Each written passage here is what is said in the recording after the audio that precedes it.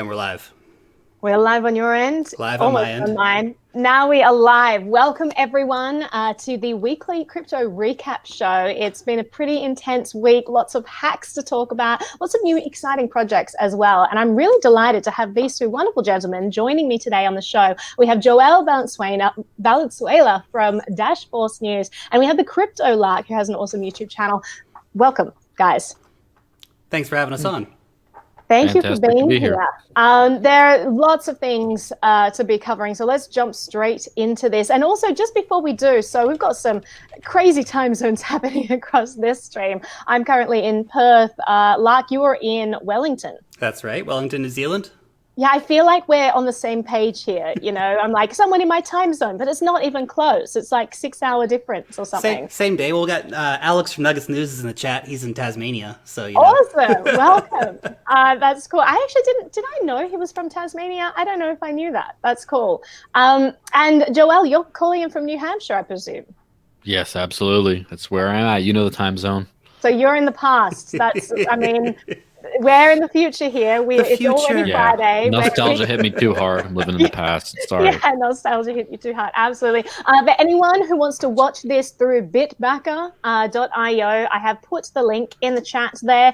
A wonderful platform where if you want to send a super chat, YouTube won't take 30% of it. So that's a great alternative, isn't it? So if anyone wanted to chat through there, then you're more than welcome to. And you're more than welcome to just watch through there. So the video is embedded and you can just hop on over there. Oh, we have Ricardo from Sydney. Wonderful. Great to have you all. So let's start straight off. Obviously, huge news this week was that Grin launched, and there's heaps of hype around that. It's funny because I didn't see the same amount of hype around Beam, but that's another project that I'm really excited about, both implementations of the Mimblewimble protocol. So Grin did launch. The price really spiked. It's since crashed. In the last 24 hours, the price has gone down 71.5%, which is pretty dramatic and to be expected because it really was just like this big spike. But are you guys looking into either of the Mimblewimble coins? Because this is something that I've been following for a long time and been pretty excited to watch the launch of. It just seems, I don't know, seems pretty cool. But I'm just wondering, did you guys get into it? Are you mining it? Are you like completely not caring at all? Yeah, so I'm kind of on the periphery of this whole thing. It caught my attention from the hype, and I always kind of keep a side eye out on what's going on with there. Reminds me very much of Zcash in its launch, of how some people were buying a single unit of Zcash for like 7 Bitcoin or something like that, and then promptly got wrecked. And it's been pretty crazy. And then this is a very similar situation where you have a much anticipated privacy coin, and then all of a sudden you get, I really pity the person who bought, a moment of silence for whoever bought at the top right there, because it's not like the whole market up and down. It's like it may never be that high again. Ever. Holding that bag for years. Well, it's really brutal when it comes down to it. When you see these kind of launches happen, you get very, almost no volume at all. It was somebody bought it for $250, but you have to keep in mind there was only about $7,000 or $8,000 in volume happening at that time. So yeah, in terms of actually getting into them, I haven't got into either of them. I mean, right now I'm kind of just hanging back and just dollar cost averaging into Bitcoin and Cardano and a couple other coins, not looking to take any new positions. But I am excited about the technology. Privacy technology is this constant moving field in terms of new developments and new things happening. So to see Mimblewimble coming out, it's a funny name. I just can't get over the name. It's hilarious, I love it so much. I did a live stream with Kieran Mosquito the other day, just talking about the difference between Grin and Beam and the history of the name. So if you want to know all about Harry Potter, then go check that out. I just adore it. And it's funny because my sister, who always makes fun of me because I visit her like once a year, stay with her, and I'm always out here doing these live streams. So she catches these like glimpses of the crypto world, and then she comes downstairs after I'd finished that live stream and was like, "It's a Harry Potter coin? I'm in." She was sold at that point. Well, hey, you might be able to get her on Bitbacker if you rename the platform to Patronus. Okay, done. Fantastic. Someone's Brilliant. going to sue you, though. It's too close to Patreon. Yeah, they probably are. Unlike Patreon, which was completely different. So lots of VC money going into Grin. There was so Eric Meltzer wrote about the Grin launch in his Proof of Work newsletter. He says there is, by our conservative estimates, $100 million of mostly VC money invested into special purpose investment vehicles to mine Grin. This does a lot of weird things. It turns a bunch of people who would have been buyers of Grin into sellers of it, and it changes the composition of the early holder roster. And it means that the chain will launch with an extremely high degree of security via high proof of work hash rate. That's really interesting. So, I mean, as we saw, the price was just through the roof when that launched, and so much hype all over the internet. Everyone was kind of tweeting about it. Jamison Lott was tweeting about it. So, I mean, are you guys excited about it? Like, what do we think we're going to see here?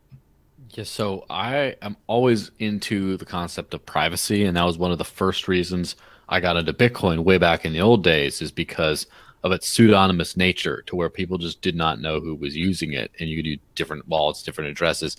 Now, of course, it's a little easier to trace, but was always into that. But one thing I noticed about the market is the market has slots for different things. And it used to be Bitcoin at 90% market dominance was everything pretty much. And then the payment coin kind of thing jettisoned off into, like, say, Litecoin, Dash, Bitcoin SV, Bitcoin Cash, whatever. And then the privacy coin thing was Darkcoin and Monero for a while, and then Dash turned into a different direction. And I like having now there's like 3 big hyped competitors for the privacy slot. And rather than the market just choosing like the win by default, I kind of like that there's 3 now, that only the best one can win out now. Now we have a better, more competitive field for that one slot, that one demand of the market. Yeah, it's amazing to see the competition going on between these different... Oh my goodness. Cuteness I look like a puppy. Oh, we've got a new addition to the stream. He's like whimpering because he wants to get in. You can't whimper, baby. I like Wimble. I want to participate too. I want to talk to you about crypto. All right, off you go. Yeah, no, it's super interesting. I think we're all going to be keeping an eye on it. I was interested in the price differential between Beam and Grin. So if we look at the markets right now, pull that up. So Grin is going at the moment, like according to CoinGecko, $8.49, and then Beam is going for 69 cents. So I mean that's pretty huge for coins that do have a lot of similarities there.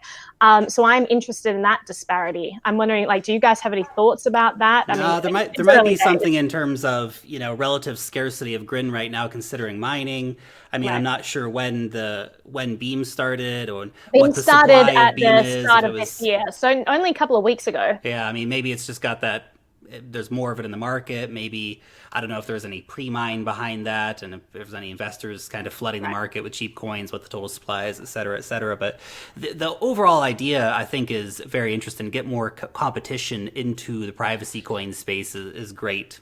The more implementations, the more people trying out new ideas is nothing but a positive overall. And the one thing I think it reminds me of a little bit, just in the terms of how it's being done, is actually Ravencoin. Because you saw what happened with Ravencoin. They had Overstock put a bunch of money into Ravencoin mining in the very, very early days of Ravencoin. Just in the same way that now we see a lot of big money going behind Grin mining. And so it's, there's no pre-mine, there's no BS like that. It's just a very coordinated mining effort at the start. And some people will criticize that and go, oh, there are too many miners at the start. But then, when there's not too many miners, weren't enough miners and somebody mined all the coins, so it's a scam. So you can't win when it comes down to these things, but the tech will speak for itself in the long run. Well, you sort of can. If you look, you can see the emission rates of various coins. And if some of them are really skewed for a very fast mining at the very beginning, and then it's just only the original folks who could really get a large position.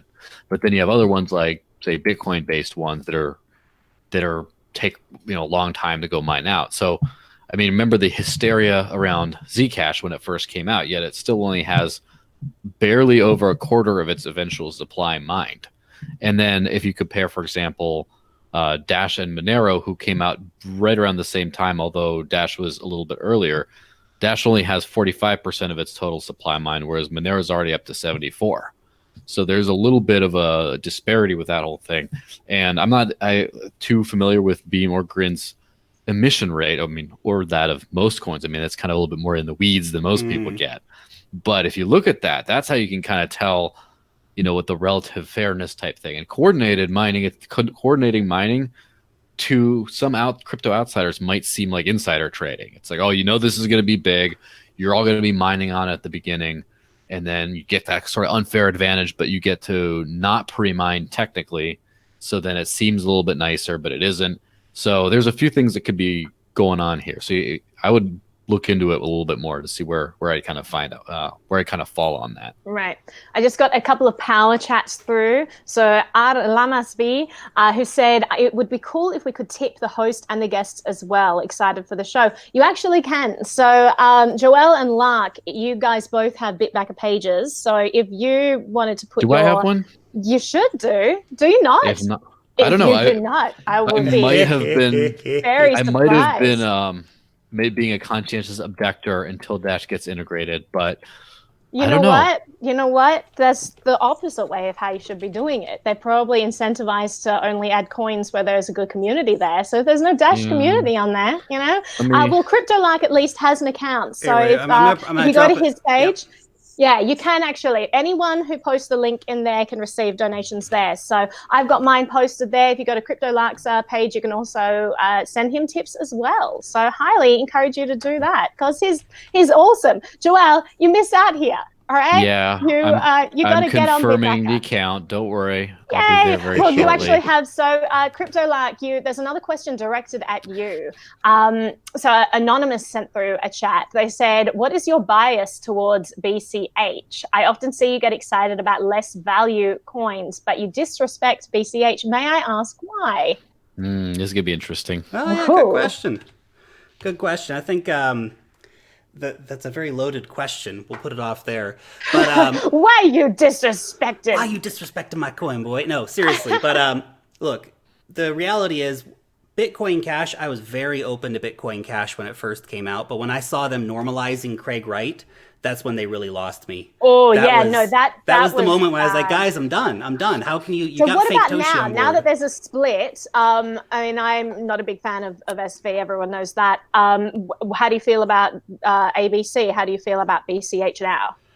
Honestly, I look at both those coins right now, and I'm just, I don't feel like they've got a very exciting future. And look, I'm not so stuck in my ways that I can't be open to new ideas and that I can't let things play out and see where they go. But I'm not putting my money into either of those coins. But definitely, I don't think I would ever invest in Bitcoin Satoshi Vision for any reason. Even if that becomes, I don't know, the big coin, there's going to be plenty of other things to do. It feels like it's antithetical to the ethos that Bitcoin stands for. It's this very centralized, government-friendly, patent trolling thing. That's Craig Wright, and I'm sort of joining the two there. But unless they disassociate themselves, Bitcoin SV kind of is Craig Wright. It's the Craig coin.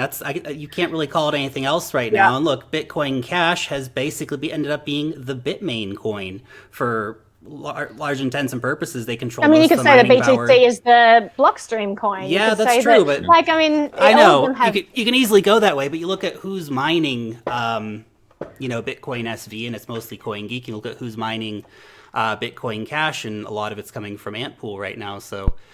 I haven't checked the numbers recently. Last time I did, that was where it was at. So, like I said, I'm more open to Bitcoin Cash, I think, moving forward. But right now, considering how divisive they've been with everything, they're just not for me. They're not my coins, and I'm I don't try to needlessly bash those projects, but honestly, they're just not for me.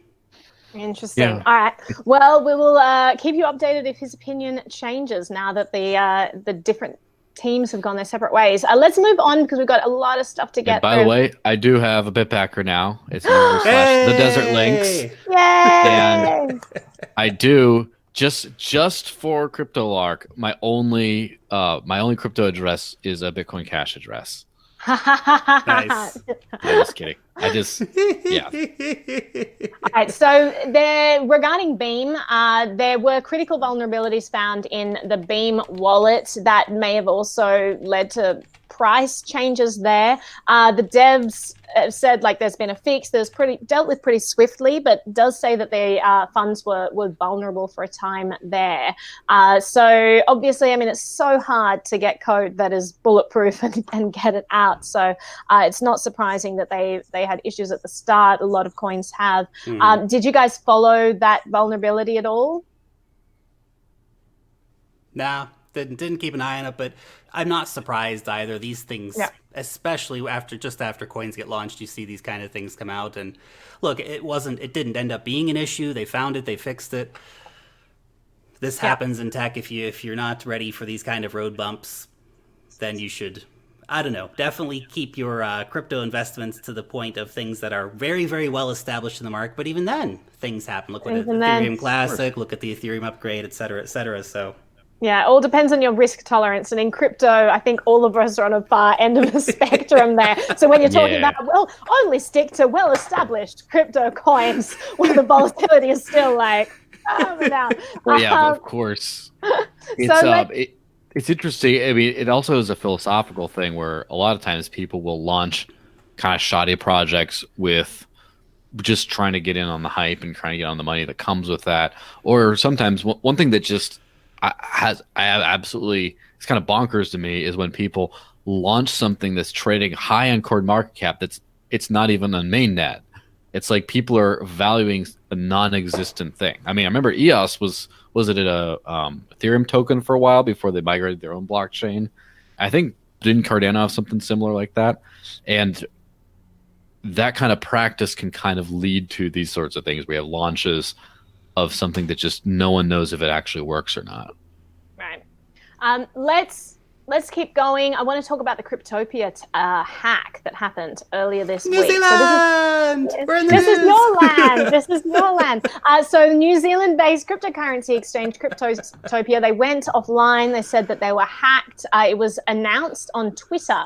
And apparently it was $2.4 million worth of Ethereum was taken from there, which is huge, especially because this is not a large exchange either. So the website, it went offline. There was a notice that said Cryptopia is currently in unscheduled maintenance mode. That's always like a loaded sentence there. Unscheduled maintenance mode. It's quite diplomatic of them to phrase it that way.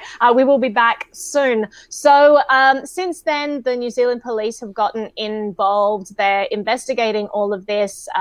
They've been working closely with Cryptopia, and apparently it's been ruled out that it was like a exit scam or anything like that, that they've been very cooperative. But what have you guys noticed? That you guys have both looked into this. What are your thoughts? Well, my thought is a little bit of a broader thought in general, that we see these sorts of things happen all the time. Remember the proof of keys event, which, I mean, I'm not sure if it's great for everyone to do a run in the exchanges at the same time, but a friend of mine who runs a peer-to-peer exchange called Wall of Coins, he was always, I remember quoting him in an article saying that centralized exchanges are essentially giant honeypots. It's like that's where everyone's money is. It's easy, and there's always like hot wallets going on all the time. There's not very much in cold storage. And from personal knowledge and knowledge of the industry, he said that they had some very lax security practices. And so basically it's like one spot with all the money where people are going to try to steal it. Like how likely is it that your mobile wallet or your Trezor or whatever you have is going to be a target at all? Is it even on anyone's radar? Or are people just going to be going after the big exchanges where they can just take a whole bunch and then there you go? So definitely would not keep a lot of money on exchanges. Well, that's interesting because you had Binance guy who tweeted about this and who actually said that that he would advise people to be careful of storing their funds themselves. USBs can break, they can get stolen, all of this, and trusted exchanges are better. He received a whole lot of pushback about that. You should. Well, I'm not in complete disagreement with him there. I mean, it's a double-edged sword, right? On the one hand, you have an exchange which, as you said, it has a giant target symbol. You're going to have a lot better payoff if you're targeting something that holds all these people's funds and trying to search for vulnerabilities there than going after a million people's individual accounts with like $100 here, $100 there. So obviously, it's a much larger target. On top of that, it's like early stages. There seem to be lots of holes in security that people are just maliciously like going after, trying to break through. If you have reputable exchanges, though, I'm not sure that is necessarily worse than holding your own funds. Like, there's obviously a big difference in morality and ethos. Me personally, I got into Bitcoin because I wanted to hold my own funds, so I don't actually keep money on an exchange. But that being said, when I first got into the space, I did not have the security knowledge to know how to do things like correctly. There's and I know two things he's talking about here. Yeah. He's saying not everyone is equipped to handle their own security, which is absolutely true. Yeah. And then he suggests something worse, which is putting on an exchange. Now, there might be custodial vault type services that are there to just keep things in cold storage.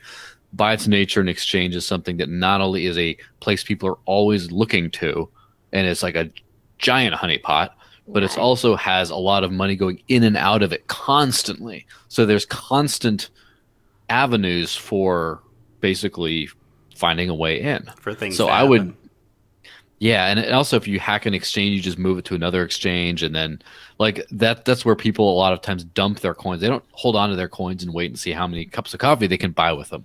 They usually try to dump them so they can trade them for fiat or something. Yeah. I'm gonna be so high on caffeine. Well, welcome my world. There's a few things that come into play here. One is you have all these mainnet token upgrades that happen all the time, and a lot of those actually happen on exchanges, so you got to put it on there even for a short time in terms of storage, right? So that's a minor thing, but that does happen. And look, Cryptopia was, let's be honest, it was like a D-grade exchange. It was notorious for being pretty rubbish when it comes down to it. The user interface wasn't very good, the security measures weren't awesome, as are now proven, of course, etc., etc., etc. And not to just dump on Cryptopia, New Zealand exchange, but still, that's the reality of the situation. They were never the top of the league, whereas Binance is the top of the league. I think Binance has something that not many other exchanges have. Binance, a long time ago, I think it was about 6 months ago, they started an insurance fund.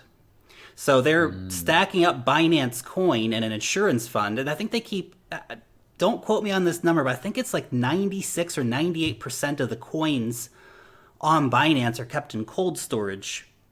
So they've got a very small exposure in their hot wallets. And then they have this, basically every exchange that happens, they're putting a tiny amount of Binance token aside in their insurance chest, basically. So that if a hack does happen on that very small exposed percentage, they can cover it.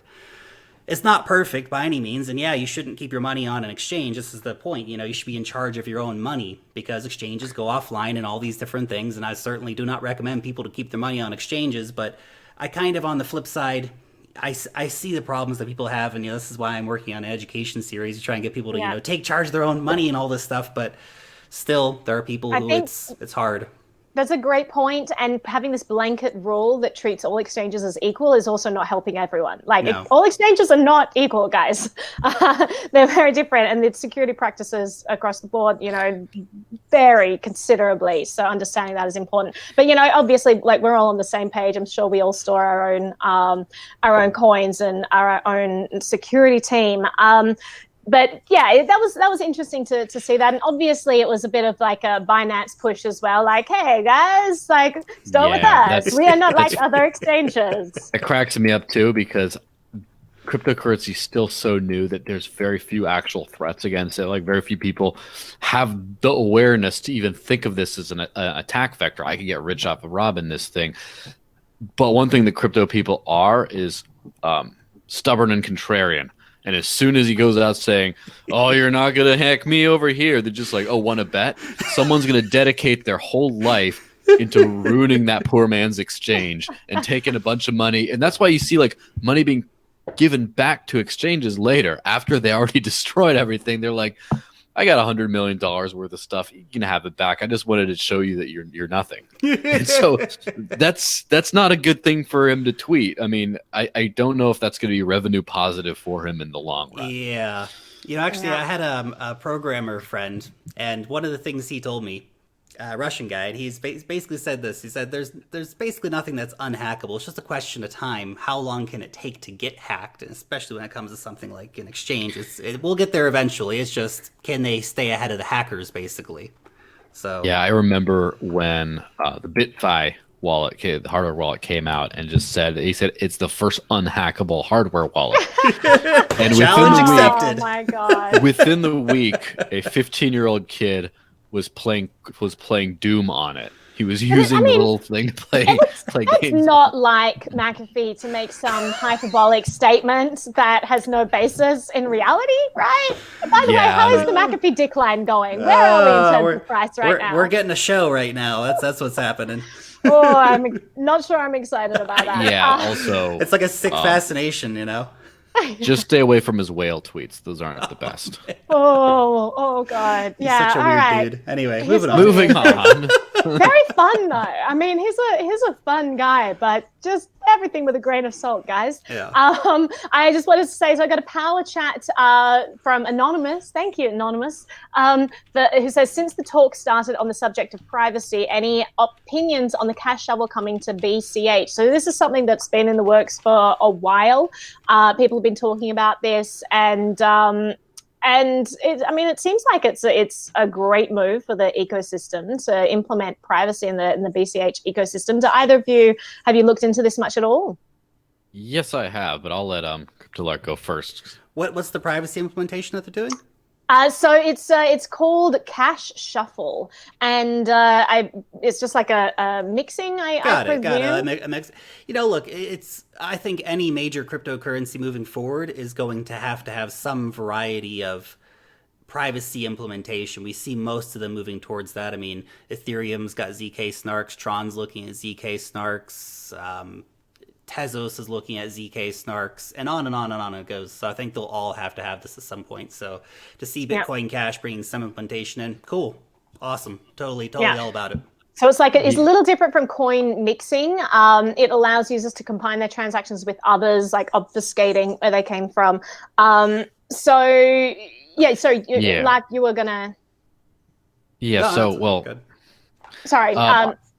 It's very similar. It's almost identical it's very similar to what Dash uses. Dash's private send is a CoinJoin based variant. There's a few big differences though, which is, for example, Cash Shuffle relies on a single centralized server, or central server. Centralized is just like a dirty word.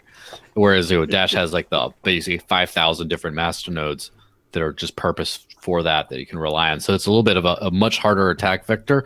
Also, I believe Cash Shuffle does like a single mixing round. So here's what you do: you take a coin, you take your coins, you break them up into a few specific parts, and you mix them with. There's like three. So you have three spots. You have three participants.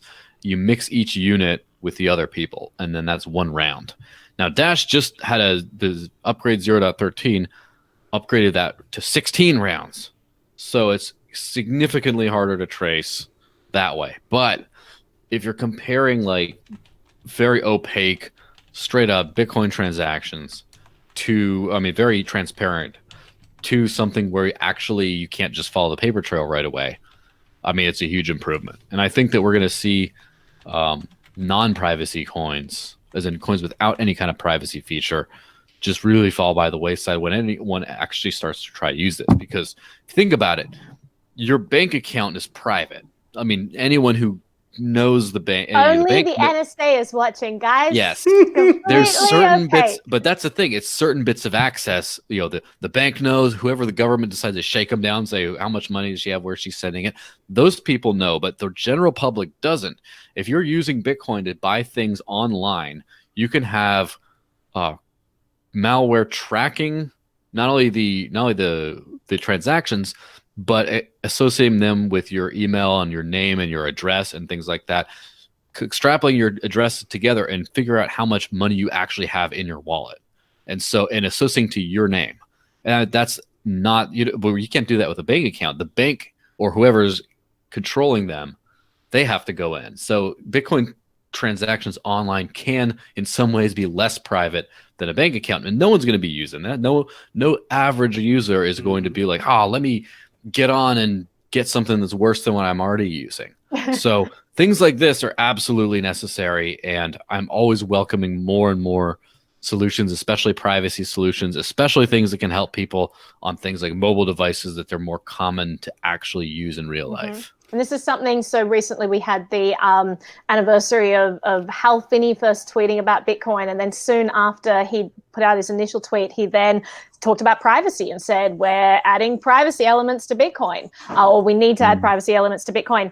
And it was interesting, like his immediate thought went there, and that was a lot of the talk that happened on the cryptography mailing list at the time. The main issue people had was that it was not anonymous, it was pseudonymous, and you can link transactions, you can follow a money trail. Well, that's interesting. That was what, 2009? Yeah. Was that? And so in 2013, Evan Duffield, Dash's founder, which by the way, Dash just turns, you guys' time, it's already 5 years old. So that's a big milestone. Happy birthday, Dash. So, but just like same story as Ethereum, same story as Decred, went to the Bitcoin core developers and said, hey, love what you guys are doing. This thing's not private though. People can trace it. I have a bunch of ideas. And they're like, yeah, go away. So it went away. And that was like where Darkcoin, which then became Dash, came from. So now it's like, now people are caring about privacy. It's like, but some people, including like Hal Finney, who, don't some people call him Satoshi? Yeah, a lot of people do. It's hard. No one knows. But way back in the beginning, knew what, not quite so way back in the beginning, but still a while ago, Evan knew. And then now people are seeing, this is a problem. Because I was talking with Roger Ver today, and he said something about how one of the reasons to push for mass adoption as quickly as possible is to outpace malicious actors like, for example, say governments, in basically getting it everywhere before they can figure out how to stop it. Right. And so that's the thing. We're seeing how notoriously slow the rest of the world is to catch up to things like how absolutely not private Bitcoin-based currencies were. And then now they're starting to catch up. And so it's good that there's already plenty of solutions out there and in the works before like a bunch of major things can happen, like tracing and things like that. Yeah. It's interesting. I've got a comment here from David. He says the government will shut down privacy coins. The government will not let you use them because once you pay taxes, all that stuff. I think that this is something that the governments just aren't going to be able to do. I remember there was an implementation that Monero either has just implemented or is looking at implementing in the future, where basically they're also going to hide the traffic through the router, so you're not actually going to be able to see that a Monero transaction is even taking place on that computer. So that's what they're looking at implementing next. So it's going to be basically impossible for governments to shut down, particularly privacy coins. I mean, because the tech will keep developing and it'll keep one step ahead of. Now, you might not be able to go to an exchange and easily buy it using fiat. They can potentially shut that down, because look at all the exchanges that want to be compliant, right? Of course. There will be that. But in terms of actual private transactions, you're going to have decentralized exchanges that are going to be running total privacy, easy exchanges, so they won't be able to stop them. They can't stop them, basically. Yeah, and that's one of those things there's a lot of probabilities in there, and there's a lot of needle and haystack type things. There's a lot of other things. Governments will always find a way how to stop these kinds of things, and then a year later, those kinds of things will find a way to stay. It's the constant cat and mouse game, but more importantly, the government still prints, most governments probably still print cash. Cash is used. Banks still launder money.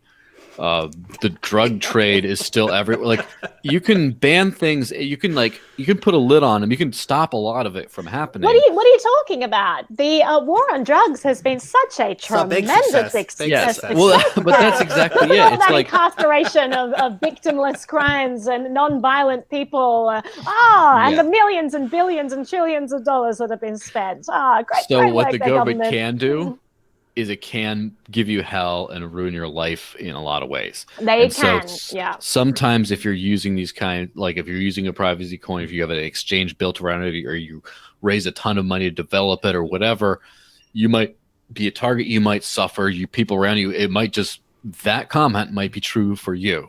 Just as a whole, time marches on, things develop, and the faster things like government's not very efficient in my personal experience. So I don't think that they're going to be able to outpace the free market with unlimited sharing of knowledge across the whole world. I just don't. No, absolutely. I think one thing too that really comes into play here, I think it's a very common misconception with privacy coins that's only for like, drug dealers and terrorists and all these bad people, but actually look at like Zcash or any other coin that has privacy optional, right? There are times when you don't want people to know what your transaction was. And this is just like cash, except that when you have your money in a bank, the government knows every single thing that you've done. Whereas with privacy coins, you can have them be open and transparent. With Zcash, for example, you can have an open, transparent transaction, or you can have a shielded transaction that no one can see. That's the equivalent of using a cash transaction. So if you want to buy some kinky porn, or if you just want to buy something and have the government not know what it is, I want to go buy a bottle of water and not have the government know that I'm buying a bottle of water, well, you can do that. And so the privacy thing is, people tend to interpret it as like the government's going to crack down on it, and they might because of the tax thing. There could be that situation, but overall, privacy is important. And for anyone who doesn't think privacy is important, you're probably one step away from thinking that your privacy is important. So Crypto Lark, you actually just got your first power chat on Bitbacker. Welcome. So R Lamas V says, great to see you on Naomi's show, and he sent me a power chat saying, happy to be Crypto Lark's first power chat. Thank you so much. That is awesome. I got another questions to go through too, but let's not spend too much longer on the questions because we've got heaps of news to report. But so I have Anthony Monero. Let me pull up his. He's always awesome. Thank you for being here. He asked, do we trust the new ledger working with Bluetooth? So this is something that I've discussed on a previous show with Zaphoid, Chris Karabats, who talks about how, there are vulnerabilities there, but they're so specific. Like you need to be holding the device at a certain angle and need to know exactly where it's located. Like all of these things need to coincide in order for this vulnerability to be exploited. But I'd love your take, you guys. Have you looked into this, and are you concerned about this? So I have used Ledger and Trezor products before. I don't know. Obviously, I'm not that technical to where I could actually intelligently comment that. One thing I do know is it does kind of scare me to have like a Bluetooth type thing to where it's easier to make a mistake. It's easier to probably get a hack or something like that than just yanking out a cable and the whole thing goes dark. Just having that thing, having a device that can be powered on or whatever, it just in general. And that was the thing with the BitPay. BitPay was also I believe a Wi-Fi based hardware wallet, or still is trying to be, and you just get right in. Like it's not, the attacks aren't as. A lot of the attacks I've noticed on hardware wallets tend to be ones where someone gets a possession of the wallet and actually can like physically plug it into stuff, and the just the ability to just unplug it and it's just dead is something that makes me feel a lot better about using those. Now when you start to have something that doesn't have that antiquated little power cable that just snip and it's out, I start to wait for a bunch of people to have their lives ruined, their fortunes lost, and then they fix it before I trust something like that. Like it's still too new. Someone else is going to go down. It's not going to be me. Oh, that's such a dark but kind of practical way to look at that. Well, you have to be careful when it comes down to it. But honestly, I don't think that Ledger would have brought a product to market without having done incredibly extensive testing on it. And once the product's out in the wild, all kinds of crazy stuff can happen that you just can't anticipate in a closed test situation. But Ledger's got a lot on the line. Ledgers have some very big backers who don't want to see them put out a bad product, and they have a reputation to keep up. So I can understand the trepidations around this, but at the same time, I feel like it would be crazy for Ledger to put out something which was not robust. Incredibly robust, basically. Let's keep going.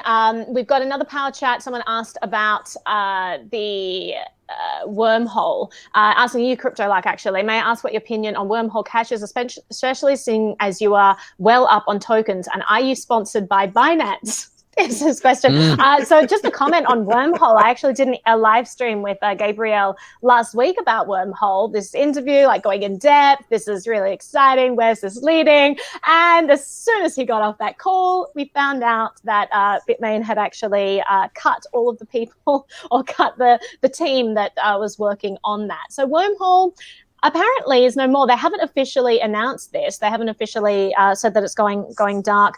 But there are other projects, similar projects, that they've been equally splitting their time between, that I think now the whole workforce is going to be moving over towards. But that was news to me. Like, I put out this video, everyone's like, oh, interesting, Wormhole, I'm going to look into this. And then I started getting messages from people saying, and it's gone. And I'm like, what do you mean? And I wrote to Gabriel, I'm like, what's going on? We just talked about this thing, and he's like, yeah, so news is coming on that I will be keeping you guys updated with. If you have anything to add, Cryptolark, then I've got nothing to add. I'm unfamiliar with what Wormhole is and what Wormhole does. Or cool. Yeah, well, it's like it's a fork of Omni, so it's second layer the token issuance and things like that on Bitcoin Cash. But I'll keep you guys updated what the next thing is there. So many things going on all the time. But by the way, not sponsored by Binance, but that would be awesome, CZ. If you want to sponsor me, I'm here. I'm ready. Yeah, me too, actually. In fact, if anyone wants to sponsor me. Exchange a little bit more first. You got to earn it. God damn it. Let's provide some real value then, guys. We may as well start now. So moving on, let's talk about the Ethereum Classic attack that happened. We had a 51% attack. I reported on that last week. But there are new developments there. So actually, Michael Casey wrote a really interesting article about this, about the larger message that this hack could be sending. The idea that, like, I've always had beef with Ethereum Classic. Obviously, I mean, when the fork happened to begin with, like, not a fan of that fork. I feel like it should not have been rolled back. Like, we got away from central banks because we didn't like the bailouts, right? And I feel like this was a bailout of sorts that happened. But that being said, the fact that people were still looking at Ethereum Classic when there really not much active development happening on there and not a large community there, people saying, well, it's basically the same as Ethereum, but it's not. There's like a remarkable difference in terms of community support, in terms of development, in terms of keeping up to date and making sure that there are no vulnerabilities. And that's what Michael Casey is sort of suggesting in this article, saying that, when you have ecosystems that are not as popular, they are going to be susceptible to attacks like this. And we're going to see it more and more frequently. Yeah, this is very interesting to me because 2019 is going to be the year of the 51% attack. There's going to be a lot of coins are going to be wrecked. It's not going to be a pretty sight just because people are starting to figure out that the costs are not actually that high. The other thing is, I mean, let's be honest. Who would want to have a coin sharing the same algorithm as a big gorilla up the coin market cap rankings? Ethereum Classic versus Ethereum. I mean, so that's the thing, is doesn't Bitcoin Cash have like 4% of BTC's hash power or something similar to that? Something like that. And BSV has around the same. So pretty much a single BTC miner, a single major BTC miner, can at any point just completely decimate either of those two chains. Yep. I mean, obviously, now let me put in the rephrasing of, there are some checkpoints in Bitcoin ABC or Bitcoin Cash, whatever you call it, right now. They're working on something called Avalanche, which is a way of basically increasing the chances of like a first seen block to be actually in and preventing against 51% attacks. So it might not be as easy, but it's just like the knife hanging over any of those coins in Ethereum Classic. I mean, there's a crypto51.app is this famous site that just says, oh, everything can be 51% attacked or whatever. And one seemingly arbitrary metric is how much of the hash power can be rented from NiceHash. this one site. Well, now there's And, the verb. It's something nice that's hashable. nice hashable. Yeah. Yeah, and I've seen these things fluctuate wildly, but at present it says Ethereum Classic is 92% nice hashable. So I don't know if I think that's 92% of 51% of the hash rate. So it's still basically child's play to attack this network without just having a single Ethereum miner just deciding to switch over. I mean, it's like, what is it, 9 terahashes to Ethereum's 168 terahashes? Like, just take that 168 down to 159 and just whack, just smash it. Like, it's so easy. I don't really cry too much for Ethereum Classic because it doesn't seem like that much of a live project to begin with at this stage, or especially right after most of the dev team just kind of went bankrupt and kind of went away, which also makes you think, if you look at CoinMarketCap rankings and just think, oh, this is the better coin because it's like higher up here. It's like, no. Oh, Ethereum Classic up 3.6% today. Fantastic. Like, that doesn't make any sense. Yeah. So, and seeing all this, there's a very interesting article by David Vorick of the COINBASE team, who wrote this fantastic article, second of an article on proof of work and on how easily centralized it can become, but also about, for example, how ASIC resistant coins are actually much, much easier to attack because of the way, because of the hash rate marketplaces it can develop. And also thinks about, how ASIC resistance is just never going to actually be a thing because of how easy, because they're actually in the mining hardware business. So those two articles on mining are fascinating reads, and I would highly recommend them. And it just will make you look at any of these things and just be like, wow, I can't believe these are worth anything. Now, it's interesting to note, in the same vein as Bitcoin Cash's Avalanche, Dash is working on version 0.14, which will have something called chain locks, which will essentially make you need to have 51% of masternodes as well in order to be able to attack the network. One thing that is also interesting with the 51% attack, just to jump in, because we've got like a bunch of things to cover. So regarding the Ethereum Classic attack, so there was a giant fee spike. Within 24 hours, the blockchain, the fees rose up to $6.10, up nearly 800% from the day before. So, I mean, do we speculate that this is just because a bunch of people were wanting to move these coins? Is that what happened there? That's what I think is most likely. Every time I've seen it, especially with Ethereum-based coin, Ethereum Classic, whenever there's been a giant fee spike, it's been a run on something like an ICO. Cool. And so the other thing is the final thing on the Ethereum Classic, just before we move topics. So one exchange says that the 51% attacker returned $100,000 worth of Ethereum Classic. What's going on there? Is it like a little note attached saying, "Oh, here you guys go. Felt really bad. We're sorry." It was returned to Gate.io. They said Saturday that 100K was returned.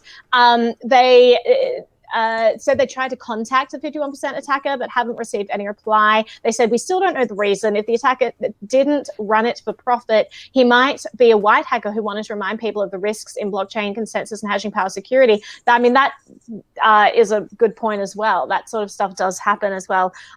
What are your thoughts? Do we think this is a white hacker? There's a lot of possibilities of it as well. Yeah, I mean, there's a lot of possibilities when it comes down to it. It's certainly interesting that they return a portion of the funds, I guess. But when you look at it, it was, they were calling it a chain reorganization versus a straight, 51% attack, trying to take over the network, so to speak. Just someone, selfish mining and all this stuff. But to see that, I don't know. There's so much insider baseball in crypto. You never know. It could have been a white hat hacker. It could have been somebody who was doing it, but one of the guys knew one of the guys and said, dude, you just hacked $100,000 from my exchange. Oh, is that your exchange? I'm sorry, I'll give you your money back and I'll go over to the other exchange and steal money from them. This kind of stuff happens, it's just, there's so much insider baseball in crypto when you start to, dive into it. It's wild. who knows? Yeah, for sure. All right, well, let's move on. Anonymous sent through a power chat and said, but Jihan and Roger have huge hash power. Is it not reasonable to assume that they can move hash power from BTC? I'm sure that it is reasonable to assume that they could do that. I'm not sure, but I want to, if you guys have a quick word, but then we're going to move topics away from Ethereum. I think the thing is right now is that with Bitmain in particular, they've lost so much money on Bitcoin Cash, and that's not trying to bash Bitcoin Cash or anything. That's the reality. Bitmain went big. They have 1 million Bitcoin Cash in their stash, and mining Bitcoin Cash right now, they're just not making a lot of money on it, and they're mining Bitcoin. This is the thing. I mean, the proof is in the pudding. Bitmain's got all that hash power, and they're not mining Bitcoin Cash with all of it. They're mining Bitcoin. Yeah, they might argue they've got enough to sustain the network, et cetera, et cetera, et cetera, but it could be attacked like that, like we were saying. Bitcoin Cash is not anywhere near as secure because it is not the top coin on its algorithm right now. Right. Yes, and you should always be the top coin on your algorithm. Yeah. I just do not understand the copy paste of an algorithm, and especially, again, because of the mining situation. I would think that Bitcoin Cash is more insulated against that than many others, probably because the hope would be a flippening eventually, and then just the same miner just kind of shift to mining a different coin, and it just all turns out okay. But I definitely think that was the reasoning. A lot of people are in it for the long game there, and honestly, Roger Ver came in at the last minute during the hash war and kind of saved the day, right? I think that he saved Bitcoin Cash. I'm not sure it would have survived if he hadn't have come in and with a lot of resources there. So it's interesting. It's really fascinating to watch these hash wars play out. And we're new in this ecosystem. It's early days. This is the first time we've really had something tested like that. That was, it was very interesting to watch. But scary, but bring it on. Yeah, it's fun exactly. to see. This is how we move forward. And that's how we get more robust as a system as well. Right. So every time that this doesn't fail, it's just further confirmation that this is something that is durable and sustainable. So very interesting. Marketplace of ideas. And I know that I said this was the last Ethereum thing, but this was the last Ethereum Classic thing, which is very different. So Ethereum's Constantinople upgrade, that was delayed due to a security vulnerability. So that was, again, news that was announced this week. Do we know, have you guys looked into what this vulnerability was? No. No, they were relatively, tight-lipped about it. It's Ethereum bug and Ethereum hack are very common word pairings. And probably one of those reasons for that, I think, is just because of the complexity of the thing. Yeah. It's so many things can happen, which is, why wouldn't they, right? But because so many things can happen, so many things can go wrong. And just we found this horrific hack. Oh, this happens. Some friends of mine run an ICO project that got decimated in the parody hack. So I know exactly secondhand kind of relationship. But yeah, that's exactly. Generally I'd say, you should wait until your software is more secure before more tested before putting it out there. But just being Ethereum, I don't think it's ever going to be enough. I think you just have to just roll with the punches, roll with the hacks. So they've looked at the vulnerability, and the project's core developers reached the conclusion that it would take too long to fix the bug prior to the hard fork, so that's why it's delayed. Apparently it's called a re-entrancy attack. So the vulnerability essentially allows people to re-enter the same function multiple times without updating the user about this. So you could essentially be withdrawing funds forever is actually how the CTO of blockchain analytics firm Data has explained it. So he talked to CoinDesk and he said, imagine that my contract has a function which makes a call to another contract. If I'm a hacker, I'm able to trigger function while the previous function is still executing. I might be able to withdraw funds. So that's essentially what the issue was. Do we have a new date on when this fork is going to happen now? I haven't seen a date update on that, but to be honest, I'm not surprised. Nothing about this surprises me. I mean, when we're talking about upgrading Ethereum, it is it's a monumental task when you realize what's at stake here. I mean, there's a multi-billion-dollar blockchain, and any little mistake like this could bring it down. So I'm all about the delay. I'm not surprised by any means that there's a delay. I mean, it's kind of the joke now within the crypto community, like, another Ethereum delay. Yeah, okay. Right. So we've still got heaps of stuff to cover, but let's just run through these real quick. So Consensus invests in 2 crypto startups to lead VCs into Ethereum ecosystem. They're pretty interesting projects, so I just wanted to mention them. So $1 million is going into the Paris-based crypto wallet and trading platform CoinHouse, and an undisclosed amount has gone into the encryption-centric browser Tenta. So Tenta is pretty interesting. Apparently, they're having a built-in VPN, ad block, and full data encryption.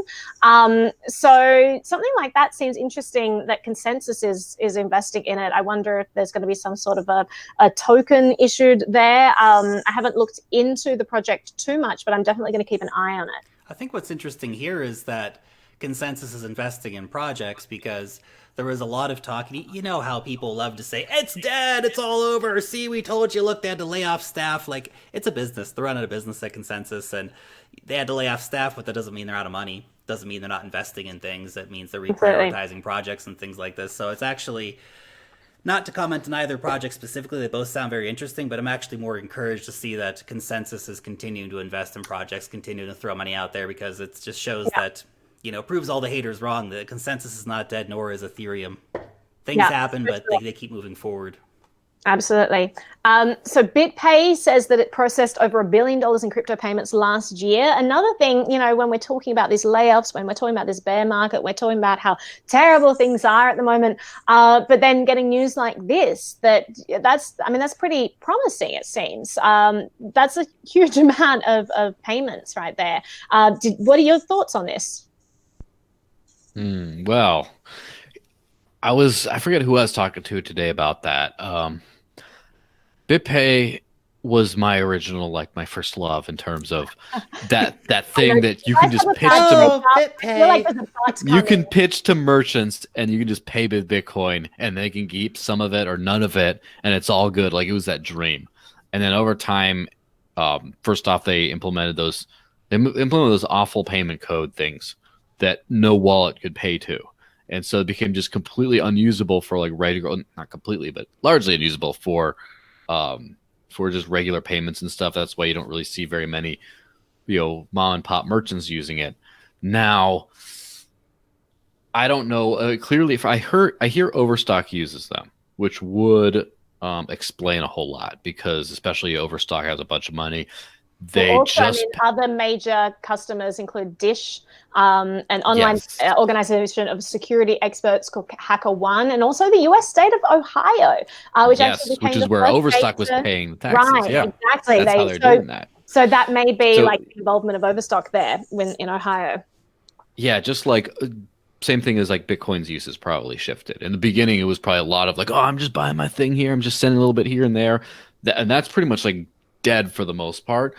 But then you got a lot of people just saying, I'm going to buy my Lambo with it. I'm going to buy a house. I'm going to say a big transfer. I'm going to do it for larger things. So probably the value transmitted might have gone up. So I would hazard a guess that BitPay's processed far fewer small transactions than in the early days, but their overall USD value of transactions have gone up as they've moved on to larger clients. Right.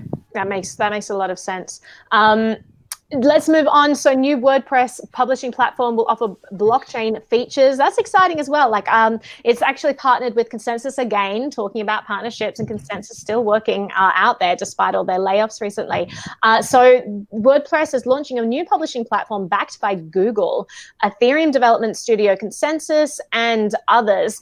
So this seems kind of interesting. I mean, having a WordPress site, Ethereum has always struck me as being the WordPress of crypto. It's kind of this plug and play model. It made things a lot easier to create coins, to do all kinds of things on the platform. But now actual WordPress is potentially integrating some sort of Ethereum element. So that's kind of interesting. So Sybil Media is behind this, and I mean, I'm pretty interested in where this goes. I think we'll see a lot of interesting implementations coming out, and this is just one of the many. Anything that's going to make it easier for people. I was looking at that, and it's got something to do with the civil, blockchain-based journalism stuff, and helping to make WordPress websites specifically around that topic. But we're going to see this for everything. We're going to have all kinds of stuff backed up on blockchain, and the use cases are just getting started when it comes down to it. And I'm so happy to see anything that makes it more user-friendly, because it hasn't been user-friendly enough, and we're asking people to do too much of a learning curve when we're trying to get everyone to come over from, tap your card at the bank to here's a cryptographic address and, pay the miner fees and all this stuff. So I'm excited about it. Yeah, absolutely. So talking about like stable coins, and let's talk a little bit about Gemini. So such an interesting, I don't know where to start, guys. So there have been a lot of advertising campaigns all about like the fully regulated, the fully government friendly, like all of it. They're going that track, right? It's very clear what they're aiming to do there. They want to be the one that's seen to be playing by the rules, being very compliant, being trustworthy, because, regulation equals trustworthiness, apparently. So it is interesting that they actually just their stable coin. Sorry, let's go to the Gemini one. Their stable coin, they've been talking about like the discounts and the arbitrage that they created there. But then on the same note of stable coins, we've got Circle's USDC stable coin just released a report from their auditors saying it's fully backed. I mean, stable coins are an interesting topic. We've talked a lot about them on the show, talked a lot about Tether as well. Everyone seems to have beef with Tether. Now that this audit report has come out about Circle's coin, it makes you wonder why it was so hard for Tether to get an audit done. I always kind of gave them the benefit of that, like this is clearly a very difficult thing. Auditors don't understand crypto. They don't want to put their name on things if they don't understand it. But then Circle's kind of come out and said, oh yeah, here's this report. So like, show of hands, who follows Bitfinex on Twitter? right. So what do you guys think about Gemini stablecoin, about USDC, about this recent news of the arbitrage and the audits and all of that? I think it's fantastic overall. I mean, there's been so many, thank God, honestly, because Tether was this like sort of Damocles hanging over the crypto markets at any time when everything's going to come crashing down on us and the markets are going to be wrecked and all these things by Tether's insolvency, because like you said, why can't you just get an audit? It'd be simple enough. But unfortunately it never happened. But now we have stable coins which are being audited, and they have their own flaws and whatever, but they have to be compliant. It's such a dirty word, compliancy, isn't it? It really is. Like, obedient.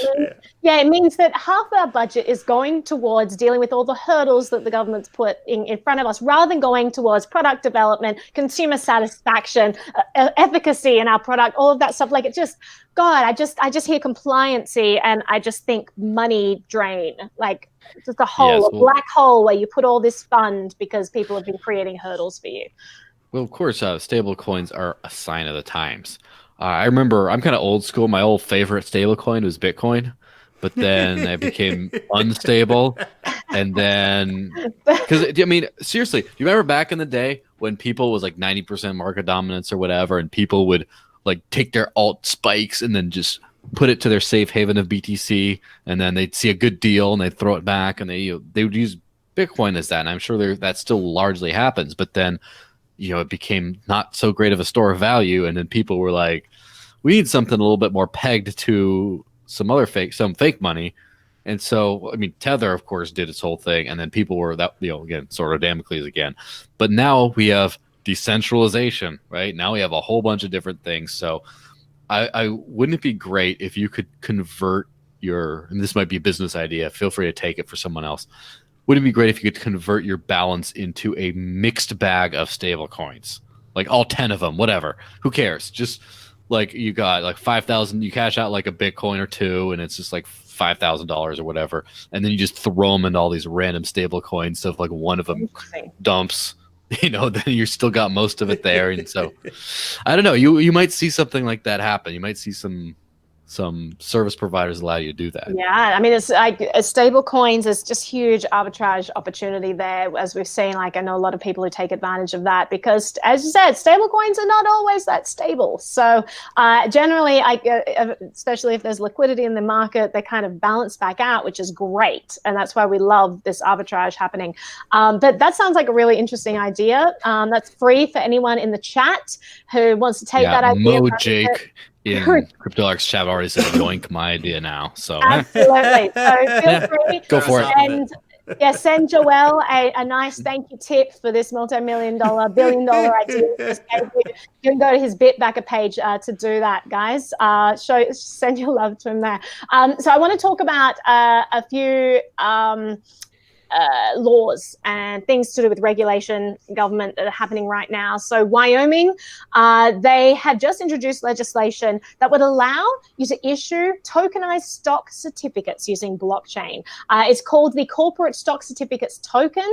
It's proposing an amendment that actually permits the tokenization of digital share certificates instead of paper versions. So making it all digital, putting it on the blockchain. That seems interesting. As we know, Wyoming has been at the forefront of regulation due to the likes of Caitlin Long and awesome people like that who have just been trailblazers and just setting up this amazing atmosphere for people involved in the blockchain space to be developing and creating. We've also got a US lawmaker, Tom Emmer, who wants to create a safe harbor for certain crypto startups. The idea is that if there are, if they're not storing any coins, like we know that blockchain is not necessarily currency. And we knew that when the bit license came into effect, and that's what everyone tried to tell the lawmakers, that, you're trying to impose this kind of money transmission title on all of this technology that doesn't have anything to do with that. So Tom Emmer is trying to boost crypto companies by making exceptions to this for firms who don't store any coins. So that seems very interesting. And the other one I just want to mention is Vermont, who they're launching a blockchain pilot for the insurance industry, which is kind of interesting. The idea is that it will examine blockchain tech's potential in digital record keeping and registration and regulatory processes. So this is all pretty interesting. Jim Kondos, who's the Vermont's Secretary of State, actually said this pilot will allow us to examine whether or not the application of blockchain technology for digital record keeping can improve aspects of the state regulatory process. So while I disagree that I don't want regulation to get better in terms of, maybe we could be more thorough and have more of it if we do this, I do definitely see how blockchain tech could be interesting there in terms of record keeping and not allowing a centralized agency to hold these records. That power could be distributed. That kind of seems interesting to me. Yeah, and I think we'll see. There's always lots of great applications. I do think I always find that someone's gonna do that on a blockchain, and I always start thinking to, we're gonna have Krispy Kreme donuts on a blockchain or whatever. It's it's the next big thing, man. Yeah, but more importantly, it's the how is what I'm looking at and the why. Why did you choose blockchain of all kinds of different databases out there? Why did you choose that one as the one to do? How is it going to be run? Do you have, if it's a blockchain, do you have miners running it? Is it a proof of stake? Do you have that? How do you? Is it Yeah. How secure is it? Is it how is it better from just having your own internal ledger? I want to know that reason, especially because people aren't saying, oh, there's this blockchain that's the most stable, whatever, publicly.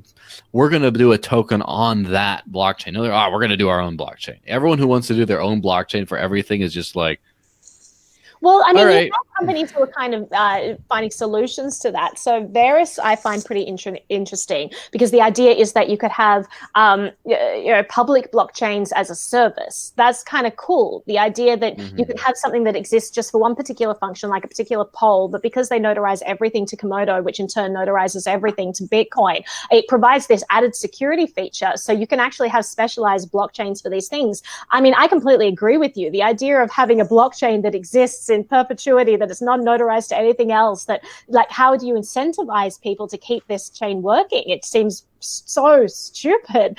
And I think that, lawmakers, I give them a thumbs up for trying to be, keeping up with this tech. Like, yeah, absolutely. thing we should look Breaking into. out the skateboard, Yeah, exactly. Yeah. We're gonna do an Instagram chat, guys. Hello, fellow crypto nerds. I'm a blockchain stan. It's like, oh, guys, I got my chain don't on the go block.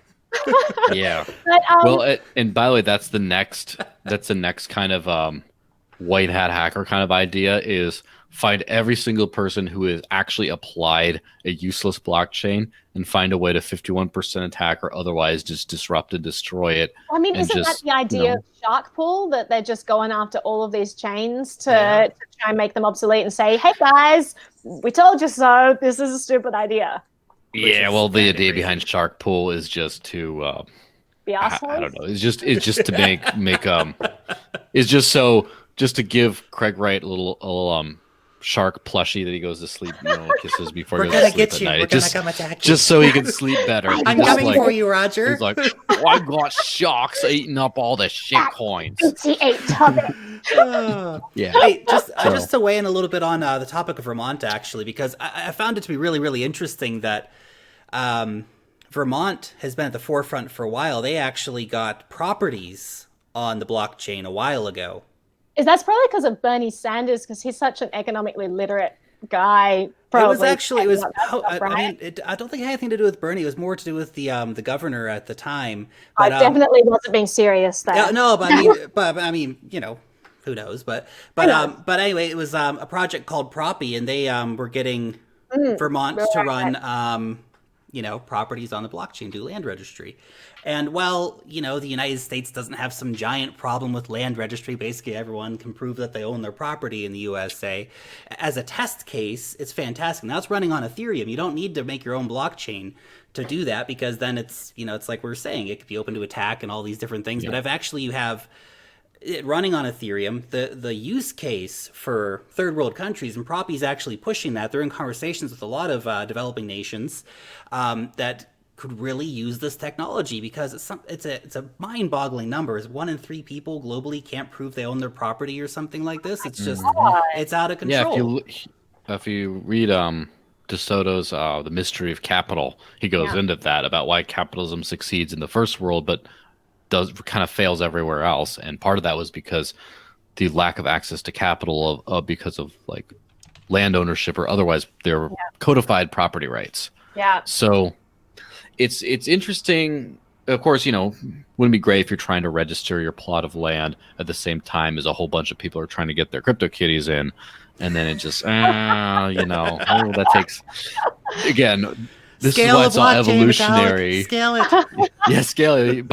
I need a scaled blockchain on my desk by tomorrow, damn it. It's like one of those kinds of things of where we're still very early in the game and it takes a little while longer until one of these things happens. That's right. Absolutely. And it's interesting to watch Patrick Byrne. He's doing a lot of work, and he was working with DeSoto on this. I think that he's going like his own track now. But yeah, I'm very interested to see what he comes up with there.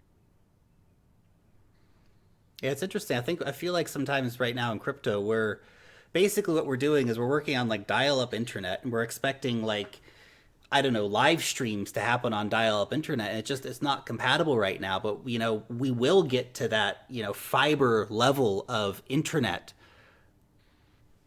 to put down the blockchain idea, right? But we're not there yet. We're getting there. We're moving there all the time. We're getting better and better all the time. More blockchains are coming on, more ideas, more technology, more privacy tech, more scaling tech. It's all coming into play. It's just a question of when it actually gets implemented. Mm-hmm. So 2 more topics that I just want to quickly brush over because we are running out of time here. So Ford is looking into blockchain to look at like the supply chain and to make sure that can't be manipulated. And they think that it could help fight child labor. So this is an interesting topic that you wanted to chat about, Crypto Lark. So it's to do with cobalt mines and just monitoring cobalt supplies. Yeah, well, it's also a fascinating conversation overall with cobalt or any other potential conflict mineral, whether we talk about diamonds or all these different things. But to see the big car companies taking it on is really interesting, because one thing that a lot of people may not know is that almost every single car has the potential that some part of that's been made using slave labor because of the way that they source the minerals and the different steel components and things like this and the charcoal and all these different things. The supply chain is very, very opaque, and the car manufacturers have... Think of that, do they? Like, sorry to interrupt you there. Like, we don't think that like slave labor is rampant across the world. It's bigger than it's ever been before in history. Right now, there are more slaves on the world now at this very moment than there was at any point. If you take all the history of the transatlantic slave trade and you put it all together, there's more slaves right now than all that history combined, which is mind-boggling.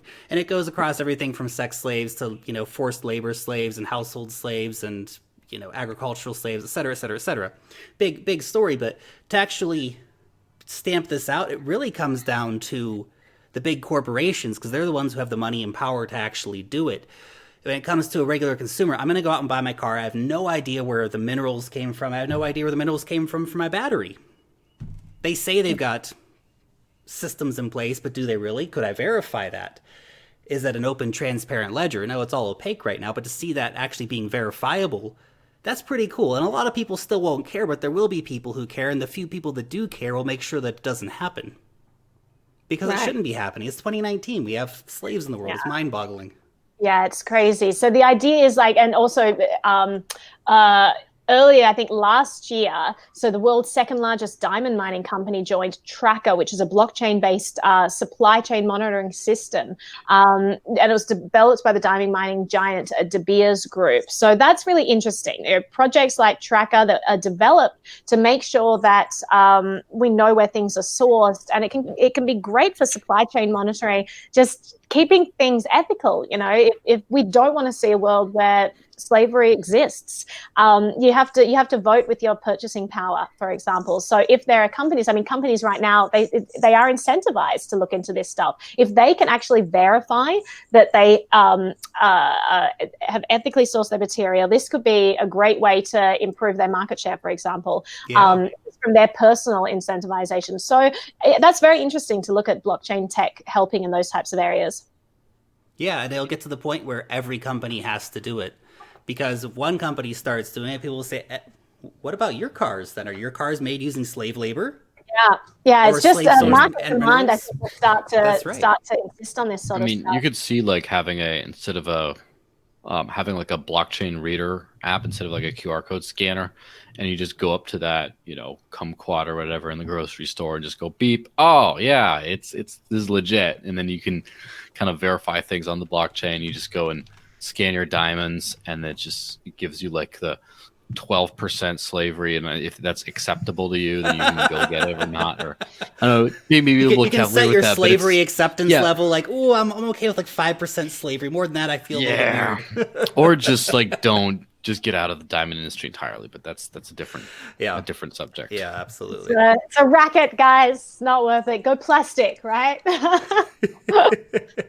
But if anyone wants to send me gifts, I would accept those too. Otherwise, Bitbacker is also an option. I'll post my link there as well, just so you know, I'm giving you guys options. Now, Bitcoin Diamond, that's another story entirely. Now you're talking my language there. And finally, the other topic you wanted to bring up, Crypto Lark. So there's a lot of talk out there about environmental concerns with Bitcoin and proof of work in general. And I actually had a conversation. So at New Year's Eve this year, I found the one person at this New Year's Eve party who knew anything about Bitcoin. And I'm like, oh, so I just sat down and was talking, and all my friends kind of walking past, and I'd be like, oh, hey, come talk to us. Let's talk about Bitcoin. And they'd be like, oh, And they just like, well, I was like, with this guy, but like the main thing he was concerned of, and the main thing that has stopped him from really getting interested is environmental concerns. And not everyone shares these environmental concerns, but if this is a big factor stopping people from being interested in cryptocurrency, then it's definitely worth talking about. The idea of proof of work is very energy intensive, but then on the other side of things, you've got a lot of incentivization to find cheaper costs. So green energy, for example, a lot of miners looking down that route. Yep. And then different hashing algorithms or different ways of verifying blockchain. Like you've got proof of stake is another interesting thing that people are developing, and it's getting better and better. And people would argue that it's perhaps not as secure as proof of work yet, but definitely some great breakthroughs coming through there. Yeah, that particular article I linked you to was it was interesting because basically it's a typical media hatchet job of Bitcoin. And the whole article was based on ignoring certain things, choosing a certain narrative. And we see this repeated time and time and time and time again. And yes, there is a conversation to be had about the power use of the proof of work networks. I get it. It's a real conversation to be had, but 80% of Bitcoin mining is done using renewable energy. In places like China, where we see Bitcoin mining happen, like, okay, sure, China uses a lot of coal and stuff, but they're also the biggest pusher towards moving towards renewables, and most of the Bitcoin mining happening in China is actually happening on renewables as well. So the reason I wanted to particularly mention that is that everybody, just when you're thinking about Bitcoin mining, really try to find the source and what is the information they're talking about, because the move in Bitcoin mining is towards renewables because it's infinitely cheap. You get the solar panels up and running, and then you have free energy. And again, like that's the situation where you have incentives aligning. That's what we want to see. That's great, And if mining could even trigger looking into more efficient energy mining, or looking into green energy, for example, if people are like, well, I want to make a lot of money from Bitcoin, it's very energy intensive. They're going to be looking for better ways to do this, more efficient ways. So this actually could be a good thing for people who are concerned about the environment. Damn straight. And the funny thing is, I feel like a lot of the times when this kind of red herring is brought up about, Bitcoin mining uses all this energy. Okay, we can bring out all the other whataboutisms. What about the top 100 companies? What about the military-industrial complex? What about the traditional bank infrastructure? What about gold mining, et cetera, et cetera, et cetera, the animal agriculture industry, and all these other things? Like Bitcoin mining, that's the thing you're stuck on. Everything else, that's all cool. Well, it does seem like another... as you said at the start, it's just the FUD that is all around crypto and the different narratives that we've seen the media take. So we've seen an evolution in the smear campaigns and the attacks on crypto. This is something they do not want, because this is something that banks do not want. This is something governments do not want. And it started out being like, oh, drug deal. Well, it started out being like, oh, this is magic internet money. This is ridiculous. Let's ignore it. It's just for nerds. And then it was, oh my God, bad things are happening. You've got drug dealers. You've got money laundering. Then it evolved. Like, oh my God, you've got sex slaves who are being hurt because of this. It's like, well, actually, if you're thinking about sex slaves, one of the worst things about being a sex slave, going to a country where they take away your resources, where you have no access to money, where you have no passport, where, crypto could actually be great for someone in that situation and actually help them out. But then it evolved. And I think the new narrative is environmental concerns. And you're right, it is a red herring, and it completely misses all of the important things about this industry, all of the pros that happen, all of the competing industries that it will make obsolete, all of the energy drain that's happening for these non-efficient systems that we're going to soon supplant, completely replace. It really bothers me, the very one-dimensional track that media outlets cover with this sort of reporting. That's it. Absolutely. Any final words there, Joelle? One thing I notice is there's a lot of comparison issues with proof of work in mining, where they don't compare it versus how much does it cost to produce cash. Is it from getting all the materials, we create that? How much does it cost to run all the bank servers, etc.? How much does it cost to, for the Pentagon to lose a few trillion? I mean, wait, that's something else. Sorry. How much does it cost to do just about all the things that happen? And then you start realizing, oh, the especially if you start putting a lot of mining farms in cold weather places, like, right now it's like, I don't know, it has not gotten above 0 centigrade all week pretty much. And it's like, hey, crypto winter, why not run some mining rigs, keep yourself warm and toasty? So you'll find some of that. There are also friends in Kiev who told me that, these crazy Ukrainians I met at a conference last year, who told me that they do that. They have their heaters are just mining rigs in their apartment. It's just awesome. Sorry to interrupt. Yeah, I mean, like, why wouldn't you do that? Like, what's the matter with doing something like that? So also, ASICs are becoming more and more energy efficient. I think I remember one of the new Dash ASICs like used a significantly reduced cost. Also, you start thinking about maybe not applicable to Bitcoin if Bitcoin wants to stay exactly the same, but if you have like a hybrid model, for example, like a Decred or Dash type model, then the idea of paying for security, right, is to pay to become more secure. What if you can find other ways of finding security that allow you to not have to burn as much energy? So, for example, not everything in proof of work mining, or like a proof of work proof of stake kind of combo, where it's like you're twice as secure, like whatever. It's hard to put numbers, but twice as secure for half as much energy. Right. So there's going to be constant things like that, constant things improving. There's basically, I don't see this as really a problem long term. Funny thing is, look at the innovation we've seen in crypto in the last even couple of years, and then let's look at the last 50 years of banking. What innovation have we seen? Yeah, right, exactly. I mean, I can take a picture of a check, or I mean, when I had a bank account, I could, and then you email it in to take up the piece of paper. Why does America still have checks? At least I'm going to give Australia credit that no one used checks for like 20 years. And in America, you have like electronic bank transfer, which means they print out a physical check and send it to someone on your behalf. Like, guys, come on, this is what happens. Yeah, a monopoly on like the money supply when you have a cartel who basically has a direct line of credit to the Federal Reserve. It's terrible. Yeah, I mean, that's one of those things that the U.S. is a little bit more in the dark ages than the rest of the world, which the rest of the world's still in the dark ages because they're not in crypto, but more in the dark ages in the financial thing. For example, there's services like in Australia, there's Living Room of Satoshi where you can actually pay your bills with cryptocurrency.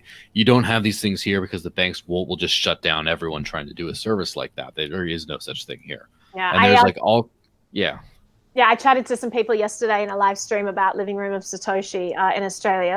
That's awesome. They were also saying that Dash is pretty big here. I didn't know that Dash had a really great community. But just to wrap up, so Joel, you had an announcement about Dash, and we'll close up on that.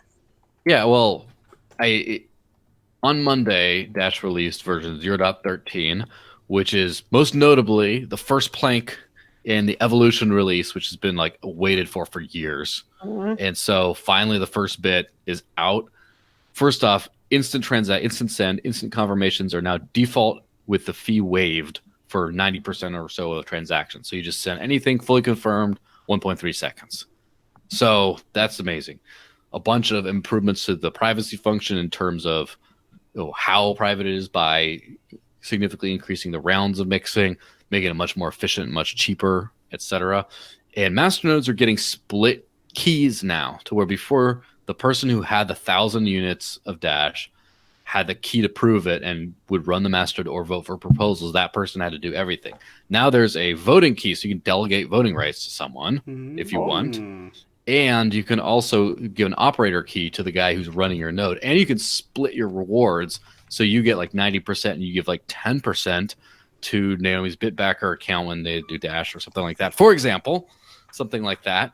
You can do a split like that. And then they're also introducing, no, it's already done, special transactions, which are special non-financial transaction types to make a more elegant solution than things like, say, opcodes.